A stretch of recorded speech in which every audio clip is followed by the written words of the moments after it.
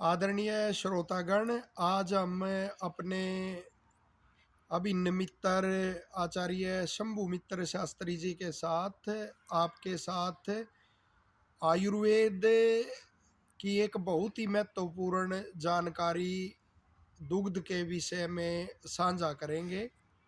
देखिए, आयुर्वेद के ऋषि कहते हैं, दारोषणम क्षीरम अमृतम अतो अन्यथा, कि जो दारोषण दुग्ध होता है तो वह अमृत के समान होता है, और यदि उसको कुछ देर रखे रहने दिया जाए और फिर जब उसकी उष्णता समाप्त होती है फिर उसका पान किया जाए तो अन्यथा हो जाता है, यानी अमृत का उल्टा क्या होता है, विष। विष के समान हो जाता है। तो पहले तो दारोषण ही बहुत कमों को समझ में आता, दारोषण किसे कहते हैं।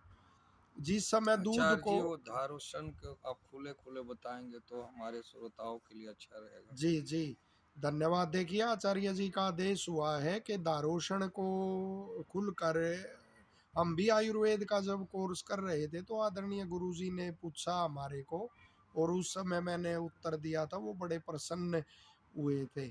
तो दारोषण, जब हमें दूध निकालते हैं भैंस के, गाय के, या अन्य उसके थनों से, मुख्य तो गाय का ही वही हत होता है दुग्ध, वही उसका, जहाँ भी आयुर्वेद में दुग्ध सेवन का वो है अभिप्राय, तो गाय के दुग्ध से ही लिया जाता है। तो जब हम गाय का दुग्ध निकालते हैं या भैंस का दूध निकालते हैं, तो जब वो थन से निकलता है तो कुछ देर तक उसको यदि पात्र में भी रख लिया जाए फिर भी उसमें उष्णता रहती है, और पात्र भी को हाथ यदि बाहर से लगाओगे तो वो उष्ण रहेगा पात्र।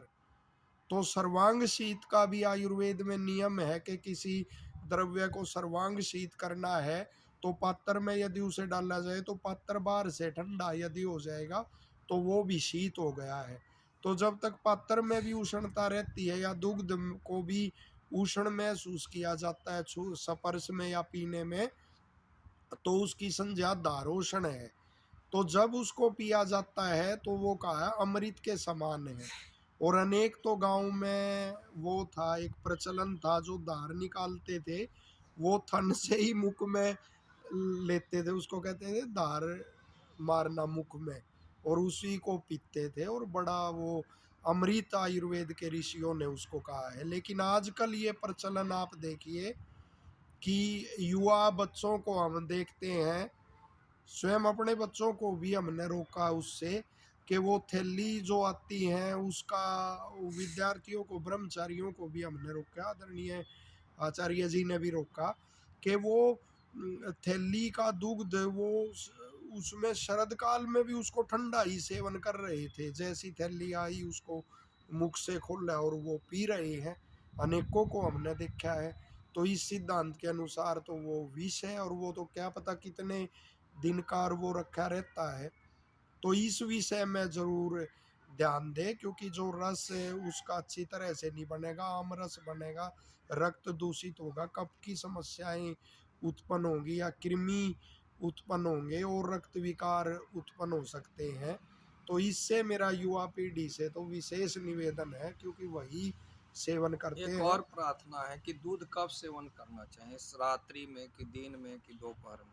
देखिए, ये भी बड़ा अच्छा वो आचार्य जी ने वो किया है। वैसे तो चरक ऋषि कहते हैं, अनेक तो प्रचलन ऐसा भी हुआ, हमने अनेकों के मुख से सुनी है कि सुबह खाली पेट दुग्ध का सेवन मत करो, लेकिन चरक ऋषि तो स्पष्ट कह रहे हैं ऋषि कि भाई सुबह ही जो दुग्ध और वो होता है जो मीठा होता है, कोई खांड आदि जैसे है, और घृत, पानी, इनका मिला के अलग अलग भी सेवन करता है तो वो रसायन सेवी है। तो दुग्ध का तो सुबह शाम दोनों समय करना चाहिए। और पिछली वीडियो में हमने एक विशेष जानकारी साझा की थी, अन्यतर आपने नहीं सुनी होगी, पूरा विश्वास से कहता हूँ, कि सुश्रुत ऋषि कहते जो रात का निकाला हुआ दूध होता है पशु का, वो ज़्यादा हल्का और सुपाच्य होता है।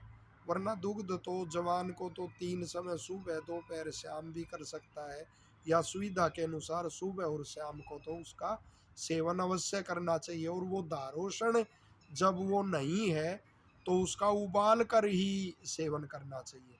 यदि हमें उपलब्ध नहीं हो पा रहा है दूध और हम थैली का दूध प्रयोग कर रहे हैं, तो मेरा निवेदन है उसको अच्छी तरह से उबाल के और फिर उसका सेवन करना चाहिए। दूध पान के लिए आपने ये विशेष जानकारी दी है, इसके लिए मैं आपको धन्यवाद करता हूँ और आशा करता हूँ श्रोताओं से कि आप इस चरक के नियम को सुन कर के अवश्य ही अब तक ले जो पालन नहीं कर रहे थे पालन करेंगे, ताकि आपका स्वास्थ्य सुंदर ठीक रह सके।